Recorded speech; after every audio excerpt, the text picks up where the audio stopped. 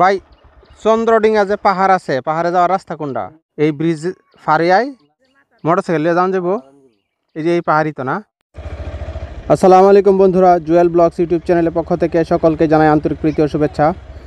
বন্ধুরা দেখতে পাচ্ছেন এটা হচ্ছে বর্ডার রুট, আর এই বর্ডার রুট থেকে এই সাইড দিয়েই আপনাদেরকে বাইক নিয়ে নামতে হবে যারা বাইক নিয়ে চন্দ্রডিঙ্গা যেতে চান। এখানে একটা ব্রিজ পাবেন, আর এই ব্রিজের পাশ দিয়ে এরকম একটা চিপা রাস্তা আছে। এই রাস্তা দিয়ে চন্দ্রডিঙ্গা পাহাড়ে যাওয়ার জন্য নামতে হবে। আর চন্দ্রডিঙ্গা পাহাড়ে কিভাবে আসবেন এই সম্পর্কে আমি আপনাদেরকে বলতেছি। বন্ধুরা আমার সামনে যে দেখতে পাচ্ছেন বিশাল পাহাড়গুলো, এগুলাই হচ্ছে চন্দ্রডিঙ্গা পাহাড়। আর এখানে কিভাবে আসবেন আমি সেই সম্পর্কে বলতেছি। যারা ময়মনসিংহ থেকে আসতে চান তারা, এখানে ভাঙাচোরা ছিল, এখানে নতুন রাস্তা করা হয়েছে দেখা যাচ্ছে। যারা ময়মনসিংহ থেকে এই চন্দ্রডিঙ্গা পাহাড়ে আসতে চান তারা কিভাবে আসবেন সেই কথাটাই বলতেছি।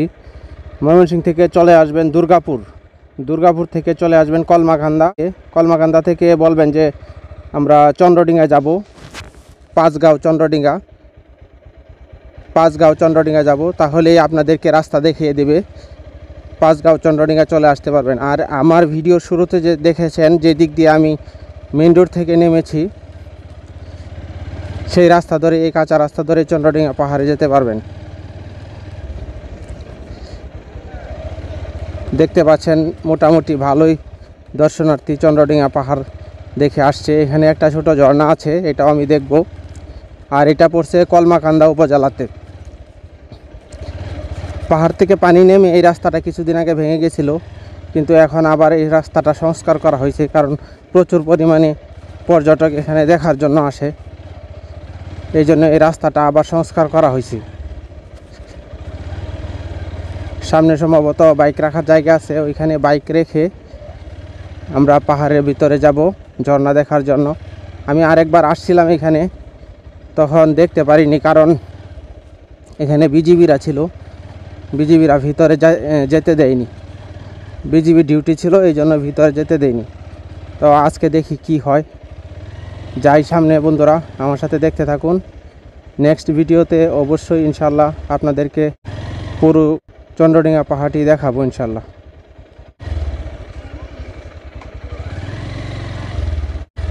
এখানে বাইক রাখার কয়েকটা জায়গা আছে, দেখি কোথায় রাখা যায়। সামনে থেকে একটু ঘুরে আসি, তারপরে দেখি কোন জায়গায় বাইক রাখা যায়, বাইক রাখার জন্য বেস্ট প্লেস কোনটা।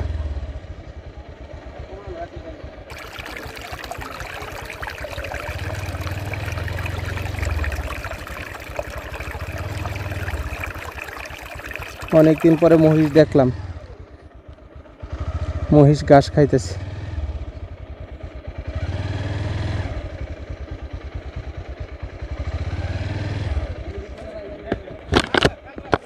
এখানে কি বাইক পার্কিং করা যাবে?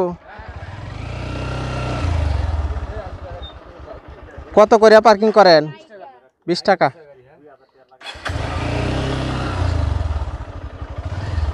এখানে বাইক পার্কিং করতে পারবেন, এখানে বাইক পার্কিং করতে 20 টাকা লাগে।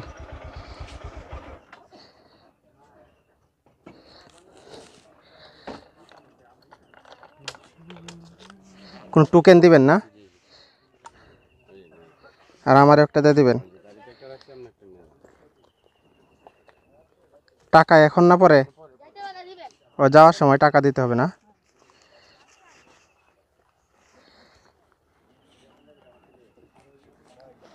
আমার পানির বোতলটা থাকতোই না। আর ভিতরে কি যাওয়া যায়? ঝর্ণার কাছে কি যাওয়া যায়? হ্যাঁ, লোক আছে নিয়ে যায় নাকি মানুষজন সমানে যাইতেছে? কার সাথে গেলে যাওয়া যাবো? এদিক দিয়ে মানুষ সমানে যাইতেছে। হ্যাঁ, মানে ঝর্ণার কাছে যাওয়া যায় না?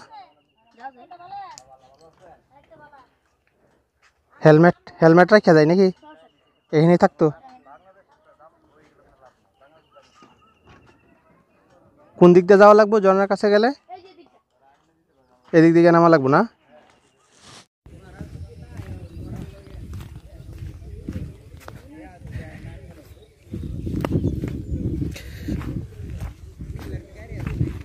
বন্ধুরা দেখতে পাচ্ছেন আমরা এখন চলে এসেছি একদম চন্দ্রডিঙ্গা পাহাড়ের কাছে।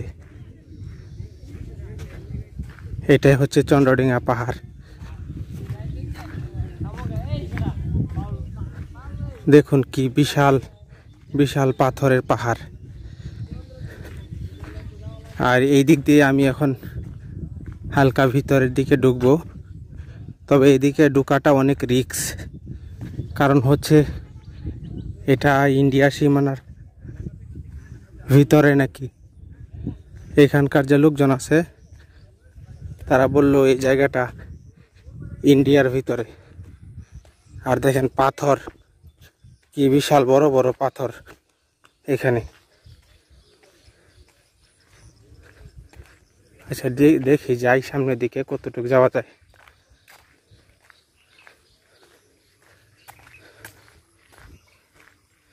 কি বিশাল পাথর।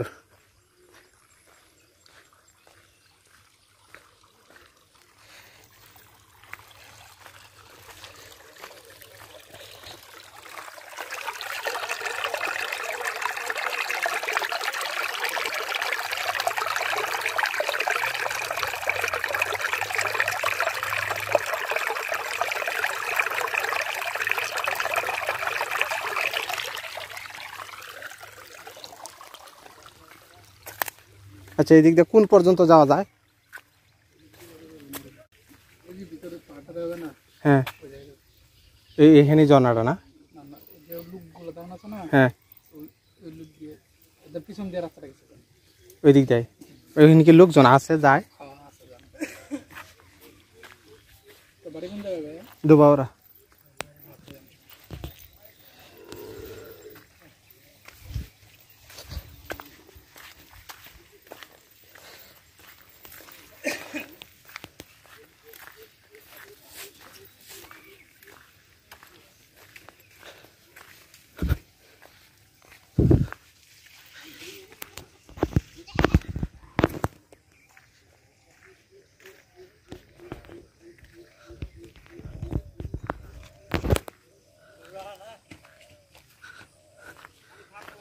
দেখুন বন্ধুরা চারদিকে নীরব নিস্তব্ধ নিরিবিলি।